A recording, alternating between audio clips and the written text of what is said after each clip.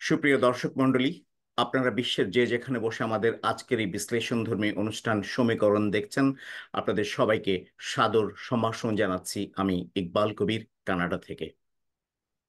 আপনারা জানেন, আজকে বাংলাদেশে একটি উত্তাল পরিস্থিতি, ভয়াবহ বাংলাদেশ এখন এই মুহূর্তে। কারণ আমরা দেখেছি গতকাল বৈষম্য বিরোধী ছাত্র আন্দোলনের যে ডাক ছিল, সেই ডাকে বাংলাদেশ রণক্ষেত্রে পরিণত হয়েছে। আজকে এই মুহূর্ত পর্যন্ত মৃতের সংখ্যা 100 ছাড়িয়ে গেছে। সঠিক সংখ্যাটা আমরা জানি না। তার চাইতে ভয়ঙ্কর পরিস্থিতি এখন এই মুহূর্তে ঢাকায় বিরাজ করছে। ঢাকায় এখন চলছে কারফিউ। এই কারফিউ ভেঙে বৈষম্য বিরোধী ছাত্র আন্দোলন তাদের এক দফা বাস্তবায়ন করার জন্য সারা বাংলাদেশের সাধারণ মানুষকে সঙ্গে নিয়ে রোড মার্চ টু ঢাকা কর্মসূচি ঘোষণা করেছে। সেই কর্মসূচি আজকে দুপুর 2টায় শুরু হবে, এখন থেকে আরো কয়েক ঘন্টা পরে।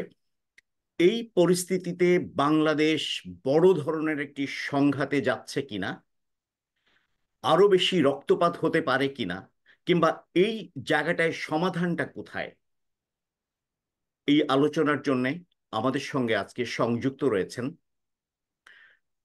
জনাব ডক্টর মঞ্জুরে খুদা toric, lead libraries, York university, Canada. একজন লেখক, একজন গবেষক, একজন রাজনৈতিক বিশ্লেষক। ব্যক্তিজীবনে, স্টুডেন্ট লাইফে তিনি ছিলেন ছাত্র ইউনিয়নের সভাপতি, লুটেরা বিরোধী আন্দোলনের একজন প্রধান কর্মকর্তা কানাডায়। উনি রয়েছেন আজকে আমাদের এই আলোচনায় বিজ্ঞ আলোচক। আমরা স্বাগত জানাচ্ছি জনাব ডক্টর মঞ্জুরে খোদা, আপনাকে আমাদের সঙ্গে সংযুক্ত হওয়ার জন্য স্বাগত এবং অনেক ধন্যবাদ। জনাব খোদা, আপনার কাছে আমরা প্রশ্ন রাখছি, এরকম একটি ভয়ঙ্কর পরিস্থিতি বাংলাদেশ সরকার কিভাবে মোকাবেলা করতে পারে? এই পরিস্থিতি মোকাবেলা করার আর কি কোনো পথ আছে বা ছিল? কিংবা এখন যে সংঘাতময় পরিস্থিতি আমরা দেখতে পাচ্ছি, সেখানে সরকারের যে বাহিনীগুলি আছে, সেই বাহিনী এই লং মার্চ টু ঢাকা কিংবা তাদের এক দফা বাস্তবায়নের যে কর্মসূচি তারা ঘোষণা করেছে, যেটা একটু পরেই শুরু হতে যাচ্ছে, এই সংঘাতময় একটি পরিস্থিতি যা আমরা ধারণা করছি, আপনি আসলে কি মনে করছেন এই সিচুয়েশনটাকে, এবং এইটাকে কোন পর্যায়ে আছে, কি পর্যায়ে যেতে পারে, একটু যদি বিস্তারিত বিশ্লেষণ করতেন।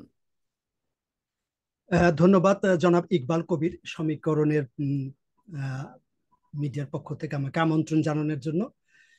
এবং আপনি এবং এই সমীকরণ অনুষ্ঠান দেশে এবং বিদেশ থেকে যারা শুনছেন তাদেরকে, এবং পরে শুনবেন তাদেরকে আন্তরিক ধন্যবাদ, স্বাগত জানাচ্ছি, শুভেচ্ছা জানাচ্ছি। আসলে এমন এক সময় এই আলোচনাটা করছি, আমি আসলে কি বলবো, দুঃখ ভারাক্রান্ত হৃদয়, খুবই কঠিন একটা সময় পার করছি।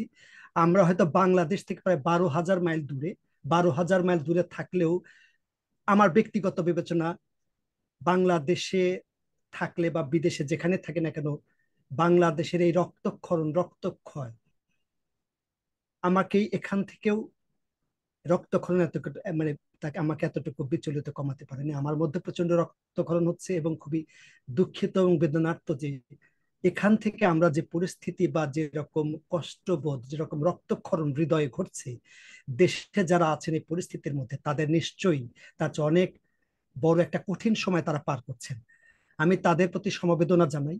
একই সাথে এই যে কোটা সংস্কার আন্দোলন, বর্তমানে কোটা সংস্কার আন্দোলন নানা পর্যায়ে পেরিয়ে এখন এক দফার আন্দোলনে পরিণত হয়েছে। এই এক দফার আন্দোলনে পরিণত হওয়ার পর্যায়ে গতকাল পর্যন্ত, এখন তো বাংলাদেশে সকাল, গতকাল পর্যন্ত প্রায় 350-র মতো মানুষ নিহত হয়েছেন, খুন হয়েছেন, নানাভাবে হত্যার শিকার হয়েছেন, এবং 10,000-এর উপরে মানুষ গ্রেপ্তার হয়েছেন, এবং হাজার হাজার, 4,000 থেকে 5,000 ছেলে এবং মেয়ে, ছাত্র এবং জনতা, তারা আহত হয়েছেন, হাসপাতালে আছেন, চিকিৎসা নিচ্ছেন, তাদের সবার প্রতি সমবেদনা জানাই, যারা মৃত্যুবরণ করেছেন তাদের প্রতি শ্রদ্ধা জানাই, তাদের পরিবারের প্রতি সহানুভূতি জানাই। এই কথাগুলো বলে আমি আমার কথাগুলো শুরু করছি, যে আপনি আমাকে যে প্রশ্নটি করেছেন যে আলাপের, এটা এই বর্তমান সংকটময় মুহূর্তে আমার বিবেচনা এটা একটা মাঝখানের সময়, এটা অন্তর্বর্তী সময় আমার পার করছি। এবং আজকে যখন কথা বলছি, আপনি আমাকে যখন প্রশ্নগুলো করলেন, ঠিক বাংলাদেশে এখন 8:30টার মতো বাজে, সকাল 8:30। আমি এই মুহূর্তে বিভিন্ন মাধ্যমে এবং পত্রিকার মাধ্যমে সংবাদ পেলাম আসলে আহ, যে ছাত্র বৈষম্য বিরোধী ছাত্র আন্দোলন, কোটা সংস্কারের যারা আন্দোলন করেছেন, তাদের এই Dhaka march, march to Dhaka, তাদের এই কর্মসূচিটা ছিল আসলে মঙ্গলবারে, পরশুদিন, কিন্তু তারা সেটা পরিবর্তন করে সোমবার করেছেন, না আজকে সেটা করেছে। আজকে যখন এই কর্মসূচিটা ঘোষণা করেছেন, ঠিক তার আগের দিন আমরা দেখলাম সারা বাংলাদেশে কি ঘটনাটা ঘটলো। সারা বাংলাদেশে দেখলাম, এবং পত্রিকার সংবাদ প্রায় শতাধিক, 98 জনের কথা প্রথম আলো বলছে যে 98 জন নিহত হয়েছেন, এবং বিভিন্ন মাধ্যমে জানছি 98 বা শতাধিক মানুষ একদিনে নিহত হয়েছেন, সেই পরিমাণটা অনেক। বিষয়টা হচ্ছে যে পরিমাণ মানুষ গত 3 সপ্তাহে নিহত হয়েছেন বাংলাদেশের ইতিহাসে, 9 মাসের স্বাধীনতা যুদ্ধ ব্যতী রেখে এই পরিমাণ মানুষ এত অল্প সময়ের মধ্যে কখনোই নিহত হননি বাংলাদেশের, এই বাংলাদেশ হতো না, উপমহাদেশের রাজনৈতিক ইতিহাসে এবং 100 বছর রাজনৈতিক ইতিহাসে আমি একজন রাষ্ট্রবিজ্ঞানের ছাত্র হিসেবে আমি সেটা দেখি নাই। যে কারণে এই ঘটনাটা অত্যন্ত সংবেদনশীল এবং স্পর্শকাতর এবং বেদনাদায়ক এবং অত্যন্ত গুরুত্বপূর্ণ একটি ঘটনা বাংলাদেশের রাজনীতিতে। বাংলাদেশের রাজনীতিতে যেমন গুরুত্বপূর্ণ ঘটনা, একইভাবে বাংলাদেশের এখন যারা ক্ষমতায় আছেন, আওয়ামী লীগের সরকার, তারা 15.5 বছর ধরে টানা ক্ষমতায় আছেন, এবং 15.5 বছরে তারা ক্ষমতা থাকাকালীন সময়ের মধ্যে এই সময়ে সবচেয়ে বড় রাজনৈতিক চ্যালেঞ্জের মুখে আছেন। তারাও তাদের ক্ষমতা থাকাকালীন সময় এতটা বড় চ্যালেঞ্জের মুখে আগে কখনো পড়েনি। এটা তাদের জন্য একটা বড় অগ্নি পরীক্ষা। এই পরীক্ষা এখন তারা কিভাবে মোকাবেলা করবেন, এই পরীক্ষা তারা কিভাবে উতরাবেন, পাশ করতে পারবেন কিনা, টিকে থাকতে পারবেন কিনা, এই প্রশ্ন এখন বাংলাদেশ না, সারা পৃথিবীর মিডিয়া এবং সারা পৃথিবীর রাজনৈতিক পর্যবেক্ষকদের মাঝে একটা গুরুত্ব প্রশ্ন, একটা বার্নিং প্রশ্ন হিসেবে সামনে এসেছে। এখন প্রশ্ন হচ্ছে, আজকে যখন গতকালের আমরা একটা, যদি একটা পরীক্ষা দিকে গতকাল, তার আগে কেন গতকালের বিষয়টা গুরুত্বপূর্ণ, যখন গতকালের আগে যখন প্রধানমন্ত্রী শেখ হাসিনা উনি বললেন যে গণভবন ছাত্রদের জন্য খোলা, আমরা গণভবনে, আমি গণভবনে বা ছাত্রদের সাথে বসতে চাই, কথা বলতে চাই, তাদের কি কি দাবি আছে শুনতে চাই, তাদের দাবিগুলো আমি পূরণ করতে চাই, আমি তাদের দাবি আলাপ আলোচনার মাধ্যমে তাদের দাবিগুলো আমি এক এক করে পূরণ করব, উনি এই প্রতিশ্রুতি দিলেন মিডিয়াতে এসে। কিন্তু যখন ছাত্ররা বলল যে না, আমরা কোনো খুনির সাথে, যারা হত্যাকারীর সাথে তাদের কাছে দাবি করেছিলাম সে দাবিগুলো মানেনি, অতএব তাদের সাথে বসার আমাদের সুযোগ নাই, তাকে পদত্যাগ করতে হবে, পদত্যাগের মধ্য দিয়ে এই সমস্যা সমাধান হবে, তখন তারা বলল যে না, আমরা এখন তার সাথে কোনো, তার কাছে অনেকগুলো দাবি ছিল, এখন আমাদের আর কোনো দাবি নেই, আমাদের দাবি দাবি এখন একটা, সরকারের পদত্যাগ, সরকারের পতন। তার মানে সরকারের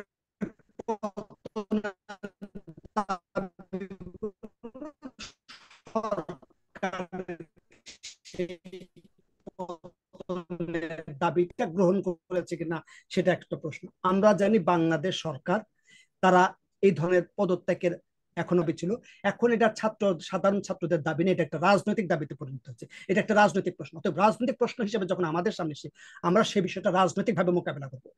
এবং এই কথা যখন বললেন, এবং তারা যখন অসহযোগ আন্দোলনের ঘোষণা দিলেন, এবং আওয়ামী লীগ সাংগঠনিকভাবে তা মোকাবেলা করার জন্য সারা দেশের নেতা কর্মীদেরকে তিনি নির্দেশনা দিলেন, এবং নির্দেশনার পরিপ্রেক্ষিতে আমরা দেখলাম সারা দেশে কি ঘটনা ঘটলো, অনেকগুলা প্রাণ ঝরলো, অনেক জেলায় আওয়ামী লীগ নেতা কর্মী এমপি প্রতিমন্ত্রীদের বাড়িতে হামলা হলো, ভাঙচুর হলো, বিভিন্ন জায়গায় খুন হলো, আমরা দেখলাম অগ্নিসংযোগ হলো, ভাঙচুর হলো, একটা অস্থিতিশীল পরিস্থিতি, আরো সংকটময় একটা পরিস্থিতি, একটা অগ্নিগর্ভ পরিস্থিতি সৃষ্টি হলো। এখন তার পরিপ্রেক্ষিতে তারপরের দিনে আবার কোটা সংস্কার আন্দোলন বা বৈষম্য বিরোধী ছাত্র আন্দোলনের পক্ষ থেকে মার্চ টু ঢাকা কর্মসূচি ঘোষণা করা হলো, তারা গণভবন ঘেরাওয়ের কর্মসূচি ঘোষণা হলো। এখন হয়তো তারা বলছে যে যেভাবে পারো, যেখান থেকে পারো, ইতোমধ্যে কারফিউ জারি করা হয়েছে, 3 দিন সাধারণ ছুটি ঘোষণা করা হয়েছে, এখন এই পরিপ্রেক্ষিতে তারা কিভাবে সেই কর্মসূচি সফল করবে, বাস্তবায়ন করবে, অগ্রসর করবে, সেটা একটা গুরুত্বপূর্ণ প্রশ্ন। এখন এই কর্মসূচি যদি বাস্তবায়ন করতে যায়, ইতিমধ্যে আমরা দেখলাম আওয়ামী লীগ সরকারের পক্ষ থেকে গতকালের ঘটনার পর তাদের নীতিটা আসলে কি হবে, আমরা দেখলাম যে যতটুকু পত্রিকায় দেখলাম, তাদের পক্ষ থেকে এই ইঙ্গিত দেওয়া হয়েছে যে আমরা যতটা সম্ভব আমাদের পিঠ দেওয়ালে ঠেকে গেছে। আমরা আমাদের সর্বশক্তি দিয়েই এটা রাজনৈতিক ভাবেই এই ছাত্র জনতার আন্দোলনকে আমরা মোকাবেলা করবো, এবং তারা মনে করছে ছাত্র জনতার আন্দোলন এখন ছাত্র জনতার হাতে নেই, এটা জামাত বিএনপি জঙ্গি বা অপশক্তি দ্বারা নিয়ন্ত্রিত হচ্ছে। বিধায় আমরা সে অপশক্তির কাছে মাথা নত করবো না, আত্মসমর্পণ করবো না, তাদের কাছে তাদের দাবির কাছে ক্ষমতা ছাড়ার প্রশ্নটা আমরা রাজনৈতিক ভাবে মোকাবেলা করবো। তার মানে আমরা দেখলাম সংঘাতের আরেকটি দিন, আরেকটি সূর্যোদয়ের প্রান্তে আমরা আসলাম। সেখানে দেখলাম যে মানুষ শান্তি, স্বস্তি, নিরাপত্তা কোথায় পাবে জানমালের, কিন্তু সেটা না দেখে আমরা দেখলাম যে আর একটা সংঘাতময় পরিস্থিতির সৃষ্টি হলো।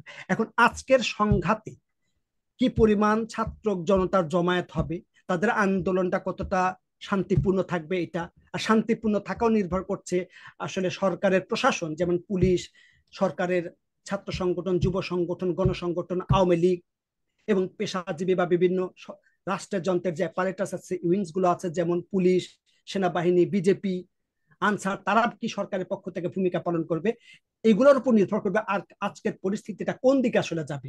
আরো সংঘাতময় মরবে, গতকাল যেরকম 100 প্রাণ ঝরেছে, আজকে কি তার চেয়ে বেশি প্রাণ ঝরবে, এই প্রশ্নটা গুরুত্বপূর্ণ। এবং আজকের আরেকটা পরীক্ষার মধ্যে দিয়ে আমরা কালকে বা তার পরের দিনের পরিস্থিতিগুলো বিশ্লেষণ করতে পারবো আসলে কোন দিকে যাবে, কোন দিকে সমস্যার সমাধান হবে।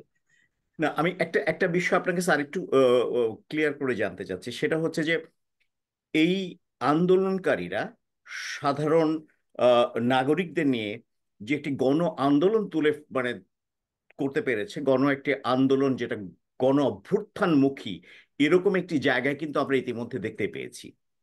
আমরা আরো দেখতে পেয়েছি যে সাধারণ মানুষ, খেটে খাওয়া মানুষ এই আন্দোলনকারী স্টুডেন্টদের পক্ষ অবলম্বন করেছে, বিকজ তারা অসহিংস আন্দোলনে ছিল।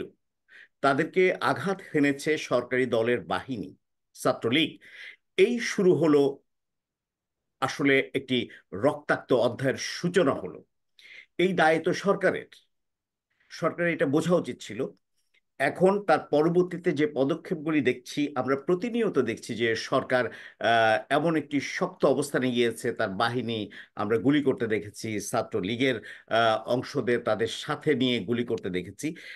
এখন অবস্থা দৃষ্টে যেটা মনে হচ্ছে, আপনার ধারণা কি যে এই কারফিউ উপেক্ষা করে তারা যখন রাস্তায় নামার ঘোষণা দিয়েছে, যদি তারা রাস্তায় নামে, তাহলে এই সরকারি বাহিনী কিংবা সরকারের অঙ্গ সংগঠন যৌথ প্রযোজনায় যদি তাদেরকে প্রতিহত করতে চেষ্টা করে, সেই পরিস্থিতিটা কতটা ভয়াবহ হইতে পারে বলে আপনি মনে করেন?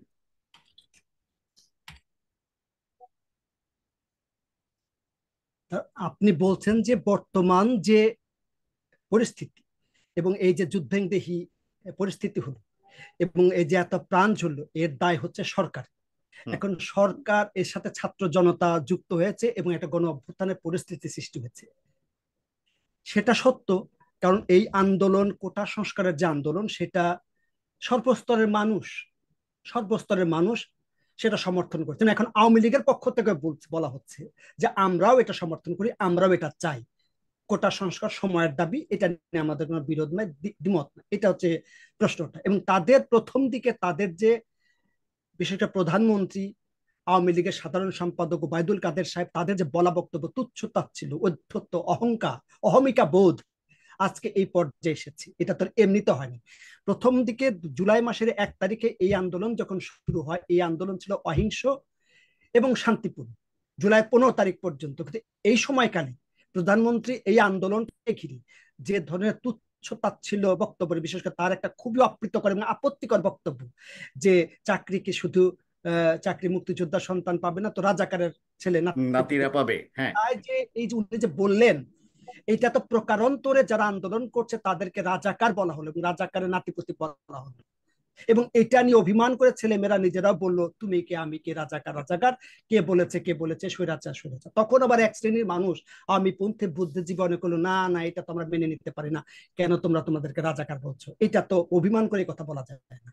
যখন জিয়াউর রহমান সাহেব বা শেখ খালেদা জিয়া যখন সরকার গঠন করলেন, যখন নিজামীকে মন্ত্রী পরিষদের সদস্য করলেন, যিনি একজন বিতর্কিত ব্যক্তি, স্বাধীনতা বিরোধী, হুম। স্বাধীনতা বিরোধী এবং যার বিরুদ্ধে সুনির্দিষ্ট অভিযোগ ছিল, তখন শামসুর রহমান সাহেব একটা কবিতা লিখলেন, একটি মোনাজাতের খসড়া।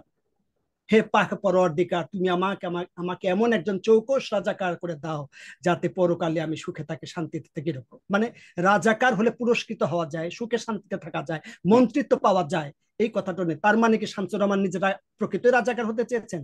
এগুলো অভিমানের কথা, এটা একটা প্রতিবাদ। হুম, ছাত্ররা যে কাজটা করছে সেটা প্রতিবাদ এক। দ্বিতীয়ত, যখন আওয়ামী লীগের সাধারণ সম্পাদক ওবায়দুল কাদের সাহেব বললেন যে ছাত্রদের আন্দোলন দমন করা তেমন কোনো কিছু না, ছাত্রলীগের যথেষ্ট, তার মানে উনি প্রকাশ্যে তাদেরকে হুমকি দিলেন এবং তাদেরকে থ্রেট করলেন, হুম, তাদেরকে চ্যালেঞ্জ দিলেন। এবং আমরা জানি যে এখনকার ছাত্ররা, এখনকার জেনারেশন, প্রত্যেকটা জেনারেশনের, এখনকার যে জেনারেশন তাদের একটা আত্মসম্মান বোধ, আত্মমর্যাদা বোধ আছে। আমরা যদি আমাদের সন্তানদেরকে এখন যদি তাদেরকে আস্থায় না নিয়ে অসম্মানজনক কথা বলি, তারা কিন্তু শোনেন, আমার ছেলের বয়স 14 বছর, হুম, তাকে যে সে একটা ভুল করলেও আমাদের দৃষ্টিতে অন্যরকম কাজ করলে তাকে বুঝাইতে হয়, গায়ে হাত দিয়ে কথা বলতে হয়। কিন্তু এখন যদি তাদেরকে আমরা খুব অর্ডার করি বা জাজমেন্টাল হই, সেটা তারা হুম, অ্যাকসেপ্ট করেন। ছেলে পেলেরাও সেরকম হয়েছে, তাদের ক্ষেত্রে যখন অসম্মান, তাদেরকে যে অমর্যাদা করা হলো, তখন তারা আরো ক্ষিপ্র হল। এবং শুধু তারা ক্ষিপ্র হয় নাই, সেই আন্দোলনটা ছিল ঢাকা বিশ্ববিদ্যালয় কেন্দ্রিক, কিন্তু সেই আন্দোলনটা ছড়িয়ে গেল বাংলাদেশে প্রাইভেট স্কুল, কলেজ, বিশ্ববিদ্যালয়, হলি ক্রস থেকে শুরু করে মিলিটারি একাডেমি থেকে শুরু করে সমস্ত বিশ্ববিদ্যালয়ে, নটরডেম কলেজ পর্যন্ত ছেলেপেলেরা বেরিয়ে এলো। তাই এই স্ফুলিঙ্গ, এটা দাবানল থেকে স্ফুলিঙ্গ সৃষ্টি করলো কি? এর দায় অবশ্য আওয়ামী লীগ, এর দায় অবশ্য সরকারি দলের। এবং এটা শুধু ছাত্ররা যেহেতু আন্দোলনে ছিল, তারা কোমলমতি স্কুল কলেজে পড়ে, তখন তার সাথে অভিভাবকরা যুক্ত। আমি অনেককে দেখেছি, সন্তান যেহেতু গেছে 10 ক্লাসে পড়ে, ক্লাস 10-এ পড়ে, 9-এ পড়ে, তখন বাবারাও গেছে ছেলের পাশে দাঁড়ায় থাকতে, দেখে ছেলের ভবিষ্যৎ, তাদের মারা কি হয় না হয় উৎকণ্ঠা থেকে অভিভাবকরা দাঁড়িয়েছে, মা পিতারা দাঁড়িয়েছে।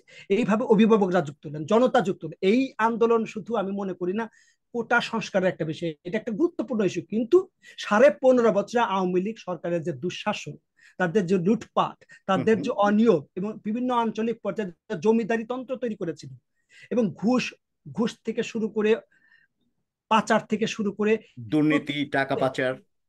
অর্থ পাচার থেকে শুরু করে প্রতি হ্যাঁ, মুহূর্তে যে অপশাসন, দুঃশাসন যে তৈরি হয়েছিল, এবং মানুষকে অবজ্ঞা করা। 2-3টা নির্বাচন আছে, এই ছেলেপেলেরা যারা ভোটার হয়েছে তারা ভোট দিতে পারে না, একটা ভালো ভোট হয় নাই।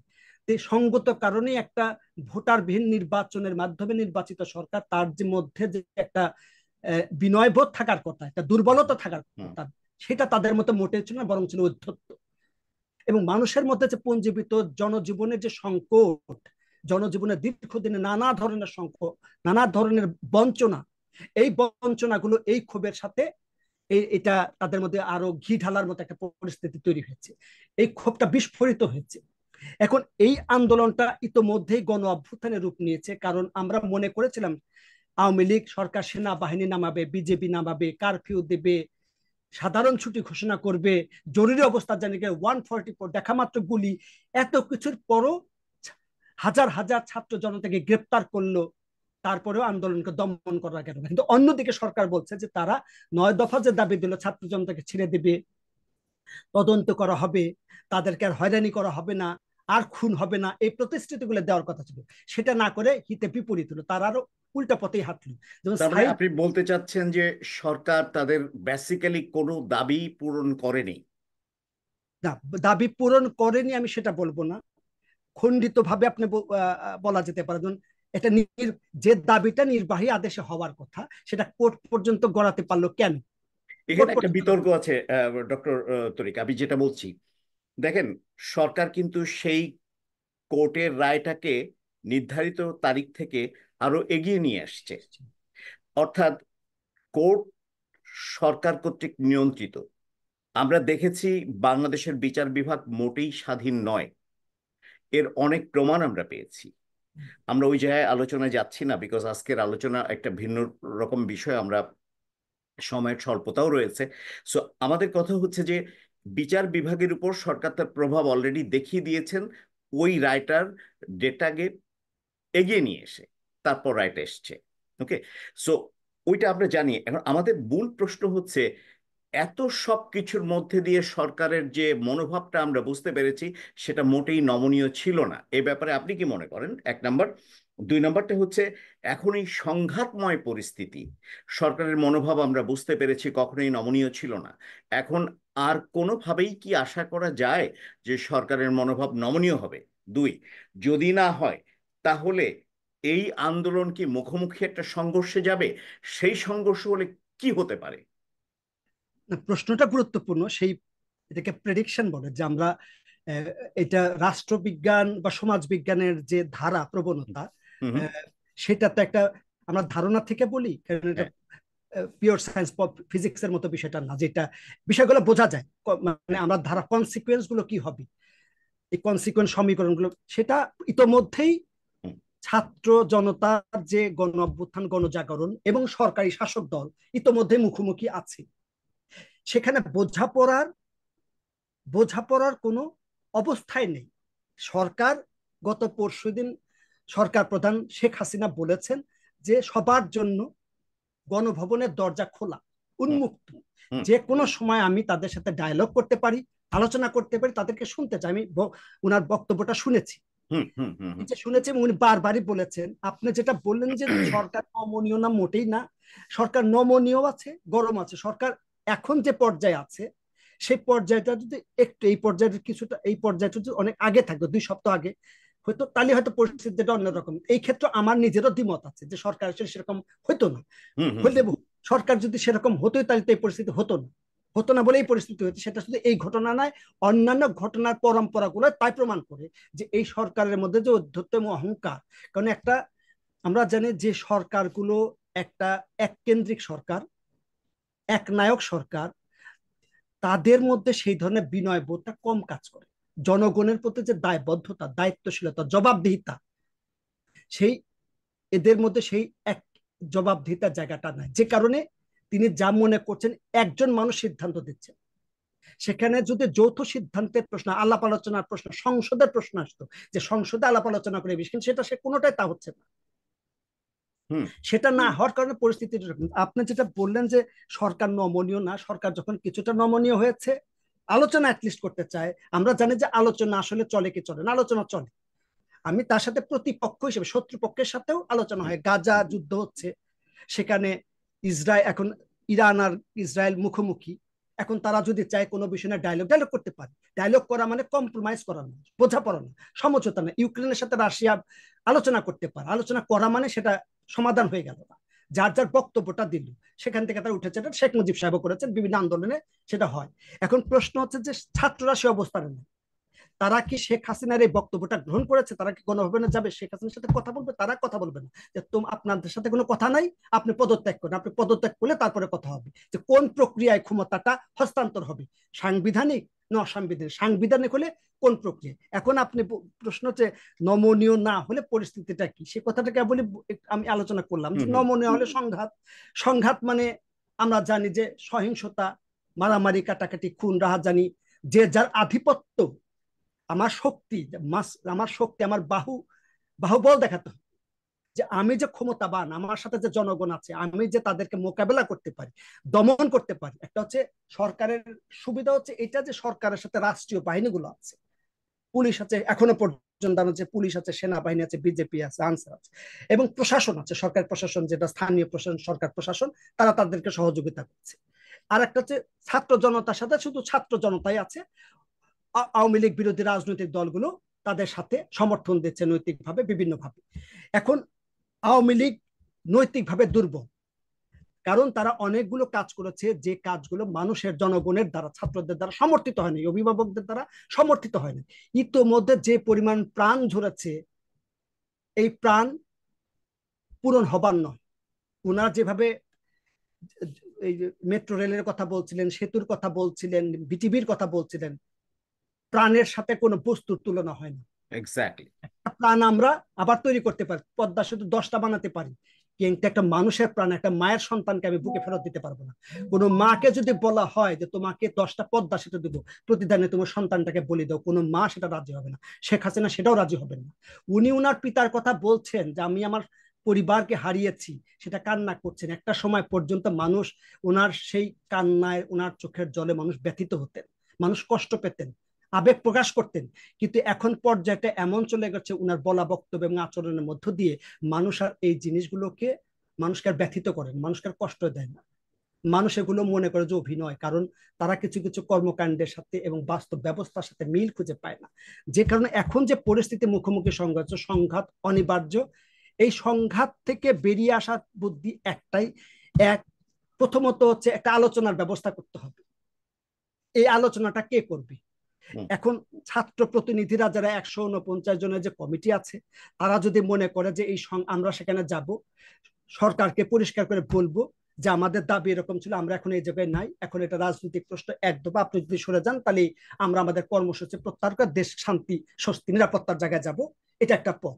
আর সেটা যদি না হয়, সরকার যদি মনে করে, আজকের বিবৃতি যেটা সরকারের পক্ষ থেকে বিভিন্ন পত্রিকা দেখলাম যে তারা বললো আমরা আরো কঠোর শাস্তি, যে আমরা যেটুকু করেছি সেটা যথেষ্ট হয় না। তারা আমাদেরকে যে মরণ কামড় দিয়েছে, আমাদের নেতা নেত্রীদের বাসা বাড়ি ভাঙচুর করেছে। অতএব আমরা এখন আরো শক্তি দিয়ে, সর্বোচ্চ শক্তি দিয়ে মোকাবেলা করব এবং আন্দোলন দমন করাই আমাদের লক্ষ্য। দমন করার মধ্যে সরকার টিকিয়ে রাখবে, তার মানে সংঘাতটা অনিবার্য। আর একটা হচ্ছে, সরকার যদি মনে করে যে মানুষের জন্য যদি সরকার হয়, মানুষের জন্য যদি দেশ হয়, প্রাণ রক্ষা যদি সরকারের দায়িত্ব হয়, তাহলে এটা একটা, আরেকটা হচ্ছে আত্মসম্মান, আত্মমর্যাদা বোধ। যে কোনো জাতি, কোনো দেশ, কোনো দেশের মানুষ যদি মনে করে যে আমি চাই না, তাহলে আমি থাকবো না। শেখ হাসিনা গত সপ্তাহে একটা বক্তৃতা দিয়ে বলেছেন যে অনেক দুর্ঘটনা ঘটেছে, অনেক ক্ষয়ক্ষতি হয়েছে, দেশের উন্নয়নের ধ্বংস হয়েছে, এরকম বলে আমি জাতির কাছে বিচার দিলাম, জাতি আমার, আমি জাতির কাছে বিচার দিলাম, তাদের কাছে বিচার দিলাম যে আমি কি অন্যায় করেছি। এখন এই যে মানুষের কাছে বিচার দিলেন, সেই বিচার বোঝার উপায় কি? মানুষ কিভাবে বিচার করবে? মানুষ তার আদালত না, মানুষের আদালত হচ্ছে নির্বাচন। তাহলে উনি পদত্যাগ করে উনি যদি নির্বাচন দেন, যে ঠিক আছে আমি জনগণের রায়কে সম্মান করি, জনগণের ম্যান্ডেটকে আমি সম্মান করি, আমি যদি আসলে আমার প্রতি জনগণের ভালোবাসা থাকে, আমার প্রতি যদি মনে করে যে আমি উন্নয়ন করেছি, মানুষের জন্য কাজ করেছি, জনগণ আমার রায় দিবে, আমি আবার ক্ষমতা আসবো। এটাই তো পদ্ধতি, বুদ্ধি। আর সেটাই তো আমরা জনগণ আশা অসহায় হয়ে করেছিলাম। যখন, হ্যাঁ, জনগণ যখন অনেকে, যেমন অনেক অভিভাবকের আমি পত্রিকায় বিবৃতি দেখলাম যে কার কাছে বিচার দিব, যে সরকার নিজেই এইরকম হত্যা খুনের সাথে যুক্ত। এবং আজ পর্যন্ত প্রধানমন্ত্রী শেখ হাসিনা যে টেলিভিশনে এসে বা বিবৃতিতে জাতির কাছে ক্ষমা প্রার্থনা করা, যে আমি অনুতপ্ত, আমি দুঃখিত, আমার শাসন কামলে, আমার শাসন আমলে এই বাংলাদেশের প্রত্যেকটা নাগরিক, every single citizen, this is my holy duty, আমি প্রত্যেকটা নাগরিকের নিরাপত্তা দিব। আমি সেটা কোনোভাবেই যদি ব্যর্থ হই বা আমার প্রশাসন যদি ব্যর্থ হয়, সে দায় আমার। আমি জাতির কাছে করজোড়ে ক্ষমা প্রার্থনা করছি, আমাকে ক্ষমা করবেন। আমি হ্যাঁ। চেষ্টা করব বিচার বিভাগীয় তদন্তের মাধ্যমে প্রত্যেকটা হত্যাকাণ্ডের বিচার করে আমি চেষ্টা করব এই অবস্থা মোকাবেলা করতে। কিন্তু তিনি সেটা বলেননি। না। বিনয় তো এই জায়গায় সেটাও করেন নাই। তার মানে মানুষের ক্ষিপ্র হওয়ার, মানুষের ওনার বিরুদ্ধে যাওয়ার অনেকগুলো কারণ আছে, সেই কারণগুলো আসলে মানুষকে বৈরী করেছে। এখন এই অবস্থাকে মুক্তির আপাতত পথ দেখছেন, সেই কথাগুলো আমি আপনাকে বললাম। আসলে আমাদের সময়ও খুব বেশি নেই, আমরা শেষ করব। তার আগে আমি আরো দুটো প্রশ্ন একটু ব্যাখ্যা করতে চাই, খুব গুরুত্বপূর্ণ দুটো প্রশ্ন। সেটা হচ্ছে, একটি হচ্ছে পুলিশ বিভাগ ইতিমধ্যেই বলেছে যে যারা ধ্বংসযজ্ঞ চালাবে বা দেশের ক্ষতি করবে তাদের ব্যাপারে কোনো ছাড় নয়। Very good. আর সেনাবাহিনী বলছে 48 ঘন্টার মধ্যে আমরা এই শান্তিপূর্ণ একটি অবস্থানে ফিরে আসতে পারবো। এই 48 ঘন্টার মধ্যে শান্তিপূর্ণ অবস্থানটা কিভাবে হতে পারে আপনার অভিজ্ঞতার আলোকে? বা আপনি তো এই বিশ্লেষক, কি বিশ্লেষণ করবেন এটাকে? খুব সংক্ষিপ্ত, এর পরে আমরা আরেকটা প্রশ্ন দিয়ে শেষ করব। ধন্যবাদ। এইটা 3 দিন, যেহেতু সরকার 3 দিন সাধারণ ছুটি ঘোষণা করেছে এবং কারফিউ থাকবে, কারফিউ জারি থাকবে। এই 3 দিন সাধারণ ছুটি এবং কারফিউ থাকাটা হচ্ছে মানুষজন ঘরে থাকবে, রাস্তাঘাট ফাঁকা থাকবে, জনজীবনে এক ধরনের স্থবিরতা, এক ধরনের শান্তি থাকবে, হুম। চাপিয়ে দেওয়া শান্তি, নির্বাহী ক্ষমতা বলে। তাহলে মিছিল মিটিং শুধু, মানুষ বাইরে আসবে না, রাস্তাঘাট ফাঁকা থাকবে, ভাঙচুর হবে না, সন্ত্রাস হবে না। এটা হচ্ছে একটা। তো এই যে 3 দিন সময় পাওয়া যাবে, 48 ঘন্টা বলেন, 3 বা 3 24, এই যে সময়টা 48 ঘন্টা বা 72 ঘন্টা যেটা পাওয়া যায়, এই সময়ের মধ্যে সরকার হয়তো তার যে সক্ষমতা আছে, শক্তি আছে, রাষ্ট্রযন্ত্রের বিভিন্ন যে অংশ আছে, হুম। তাদের সাথে হয়তো একটা নিজেদের বোঝাপড়া করে একটা পলিসি, একটা নীতি তৈরি করবে।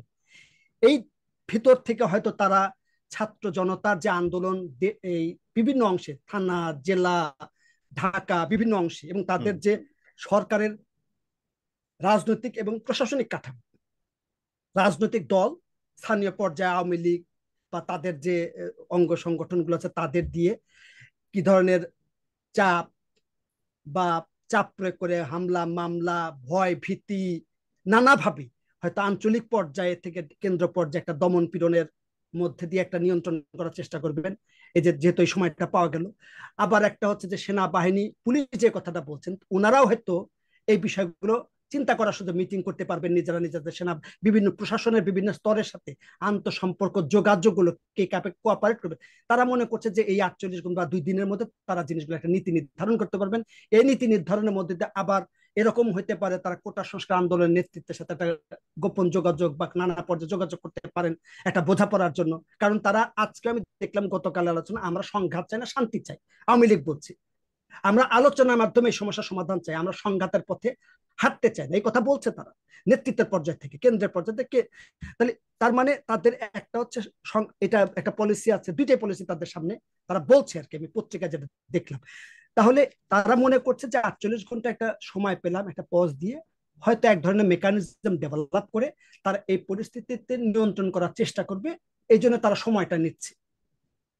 ওকে, আমার সর্বশেষ প্রশ্ন, হাতে সময় নেই, জাস্ট যত সংক্ষিপ্ত আপনি একটু উত্তর দিতে পারেন। আমরা লাস্ট যে বাংলাদেশের বর্তমান প্রেক্ষাপট সারা বিশ্বব্যাপী সংবাদ মাধ্যমে আসছে এবং অনবরত আসতেছে। আমরা ইন্ডিয়া টুডে ইন্ডিয়া টুডেতে লিখেছে পতনের দ্বারপ্রান্তে শেখ হাসিনা সরকার। এটাকে আপনি কি বিশ্লেষণ করতে পারেন খুব সংক্ষেপে, আমরা শেষ করব।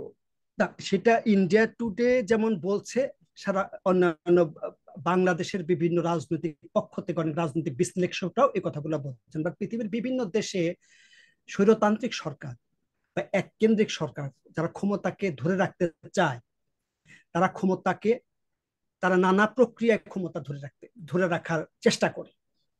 এখন বাংলাদেশের যে অবস্থা তৈরি হচ্ছে, গণ অভ্যুত্থানের যে অবস্থা, গণজাগরণ যে তৈরি হচ্ছে ছাত্র জনতার, এই গণজাগরণের ধারাবাহিকতা যদি অব্যাহত থাকে, তাহলে তো শেখ হাসিনার ক্ষমতা থাকার আর সুযোগ নাই। তার মানে এই গণজাগরণটাকে টিকিয়ে রাখতে হবে, ছাত্র জনতার নেতৃত্ব, এবং তাদের এই সময়টা হচ্ছে গুরুত্বপূর্ণ। আমি গতকালে পরশুদিন একটা সমকালে আমার একটা লেখা আছে, শ্রীলঙ্কা থেকে কি সরকার শিক্ষা নেয়নি?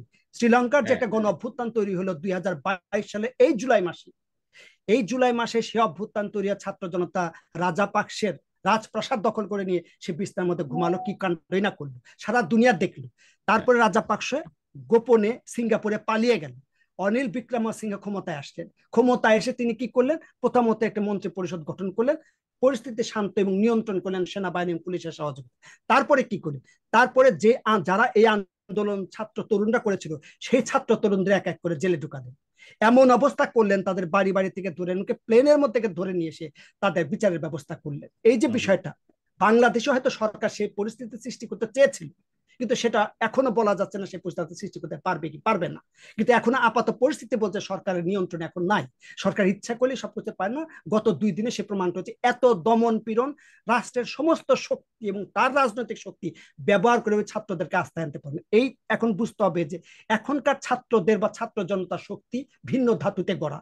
90-এর আন্দোলনের সময় আমরা দেখছি নিরু বাবলু, জিয়াউদ্দিন বাবলু, অভি, এদেরকে ডিজিএফআই ধরে নিয়ে গেছে ইন্টারোগেশন। আমরা পরের দিন থেকে পাল্টি খেয়ে তারা সরকারি ছাত্র সংগঠনে যোগ দিয়ে নিরু বাবলুরা ক্যাম্পাসে আক্রমণ করেছে। কিন্তু এই যে ছেলেপেলেরা, নাহিদদের মতো 6 জন ছেলেকে ডিজিএফআই এর অধীনে ডিবি 1 সপ্তাহ ধরে গান পয়েন্টে তাদের বিবৃতি দিয়েছে, তারপরে এখানে এসে তারা প্রত্যাহার করেছে। তার মানে বুঝতে হবে যে এই ছেলেপেলেরা ওই এখনকার ছাত্র প্রচলিত ধারা ছাত্র আন্দোলনের প্রোডাক্টের আনা, তাদের হ্যাঁ, তাদের ট্রিটমেন্টটা প্রচলিত ধারা ছাত্র আন্দোলনের মতো ভুল ট্রিটমেন্ট হবে, এবং এটা সেটাই ভুল। হচ্ছে। রাইট। পুলিশ দিয়ে পুলিশ দিয়ে ছাত্রলীগ দিয়ে এই আন্দোলন দমন করা যাবে না। এই কাণ্ড জ্ঞান, এই বুদ্ধি, এই নেতৃত্ব নাই, কারণ তার পুরনো ধাঁচের চিন্তা করে, অতীত ধাতের চিন্তা করে, যে আগেকার যিনি দমন পীড়ন করে যে ছাত্রদের দমন করেছে, সেটা হয়েছে প্রথম বিষয় হচ্ছে যে কেন এই অবস্থা তৈরি হলো।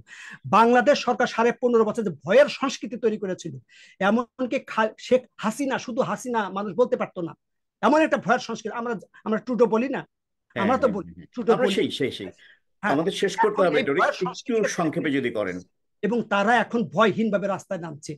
এটা একটা এই সরকারের একটা বড়, আমি বলবো এখানে একটা বড় পরাজয় ঘটছে এবং ছাত্র জনতা মার দখল করে রেখেছে। ধন্যবাদ, ধন্যবাদ। আমরা শেষ করছি। সুপ্রিয় দর্শক মণ্ডলী, আপনারা এতক্ষণ বিজ্ঞ আলোচকের আলোচনা শুনলেন। এই আলোচনা থেকে সঠিক সমীকরণের ভার আপনাদের উপরে ছেড়ে দিলাম। আর তার চেয়ে বড় কথা হচ্ছে যে আমরা আর কোনো রক্তপাত বাংলাদেশে চাই না, ইতিমধ্যে অনেক হয়ে গেছে। আমি জানি না, ফরাদ মাজাহার সাহেবের একটা কবিতার কথা মনে পড়ছে, লাশ সকল প্রতিশোধ চায়, লাশ, গুম হয়ে যাওয়া লাশ সকল প্রতিশোধ নেবে। আমরা চাই না কোনো লাশ প্রতিশোধ নিতে যাক, সেটা হবে দেশের জন্য ভয়ঙ্কর।